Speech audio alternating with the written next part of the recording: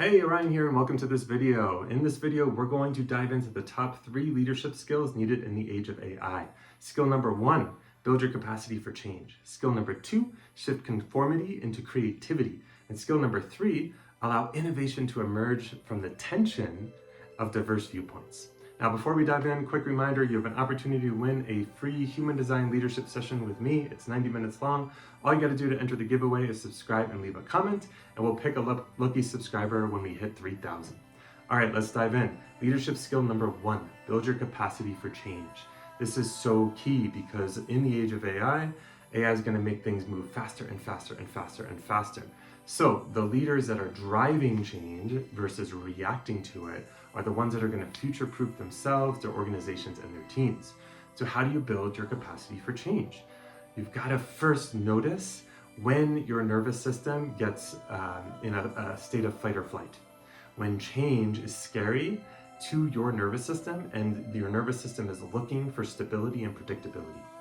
And in that moment, instead of reacting, instead of doing the autopilot pattern of trying to get everything in a nice, neat box and predictable, that's the time to use your breath to come into your body and to self-regulate your nervous system, to pause, to notice the heightened state and bring that state down, because a calm leader in the storm is what is needed now in the age of AI. And there's a lot of breath practices and different practices you can do, but to drive change instead of react to it, you need to be comfortable when things are unknown, when you're not clear what the next product launch should be, when you're not clear where the next client is going to come from, when you're not clear how to navigate the changing circumstances of the market. You can get that answer from a place of calm and clarity, and when you're able to lead and receive the guidance and wisdom from your team, collaborating with your team or with partners or with people in your life to pitch ideas to and brainstorm with. But in order to get these insights that come from an illogical place, not rooted in your past experience or future projections of what you think should happen, but from calm clarity, you can get insights, a wisdom that is beyond logic, a wisdom that cuts through the learned patternings of the industrial age and the information age, when conformity and predictability was key. As a leader now, this is about being able to drive change, which means being able to be calm in change and to train your team to be that as well. Which leads us to number 2, shift conformity into creativity.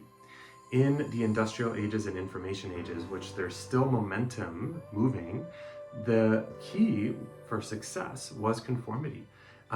While the information age and the advent of the internet did allow for a lot more creativity, there was still so much to get done that the workforce needed good soldiers, needed people to shove down their creativity. There couldn't be too much creativity in the workplace, too many voices.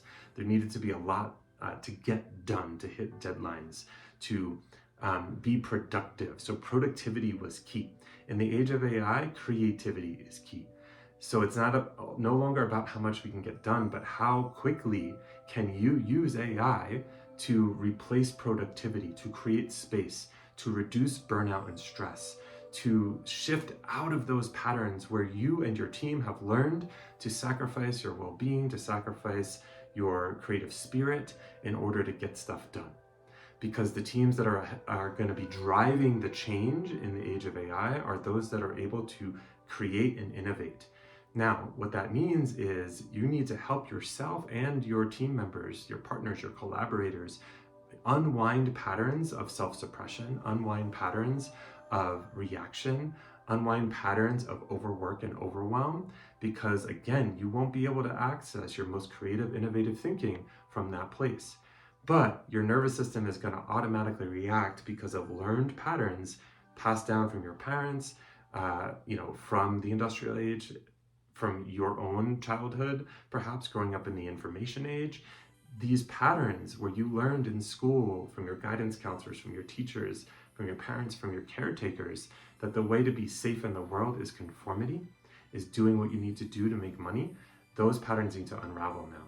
And that means you need to create space in yourself and with others to voice those fears, to notice what's actually happening in your body, notice when anxiety rises, when anger rises, when the compulsion to understand a predictable measure of success happens, when you have your team asking you for clarity because they're struggling with this idea of being able to be creative again.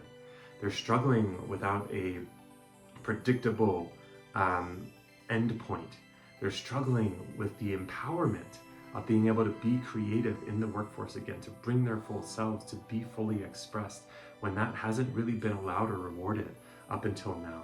So the first thing is unraveling learned patterns in the neurology, in the nervous system, of being afraid of innovation, being afraid of creativity, being afraid of the unknown, and helping your team to do that. Okay, that leads us to number 3, allowing innovation to emerge from diverse perspectives. So this is so key because, again, most of business has been built on one very similar perspective, a perspective of buttoning up, being really clear, being speaking in a very professional manner, professional, however you define that, moving forward with a very conformed way of being. So now, when you're inviting everyone into their creativity, you're inviting diverse perspectives. You're inviting a wide range of cultural backgrounds, of different ways that people grew up, of different perspectives coming from, different types of wealth that people grew up with, or different gender choices, different sexual orientations, and the ways and challenges that they've had to navigate that have shaped them, shaped their courage, shaped their way of moving through the world, shaping how they view the world. And there's a reason that you have attracted the unique group of people that you have attracted, that your business or your team has all oriented around this mission, this vision that you're holding. So there's a unique genius that wants to emerge, there's a unique innovation that wants to emerge from that unique fractal of people. And the only way to allow it to emerge is to be able to hold tension. So again, we're back at the nervous system.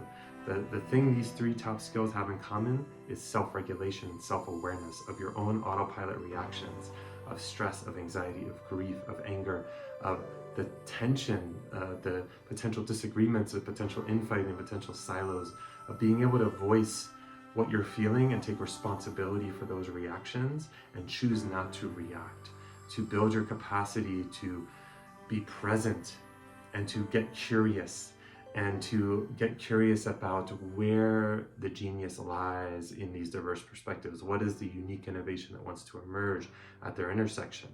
And balancing that with moving forward in the day-to-day.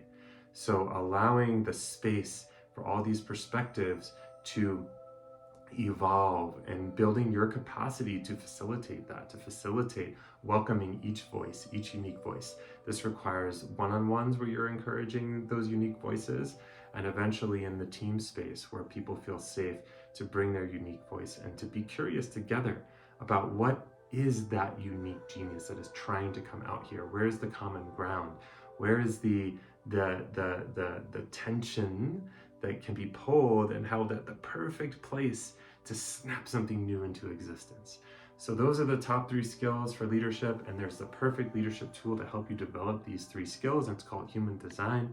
It's something I've been working with for over a decade, and it really helps you and each individual on your team or in your world tap into their unique wisdom of their body, their unique creativity, how their body speaks is designed to speak before they learn to conform, before they learn to suppress.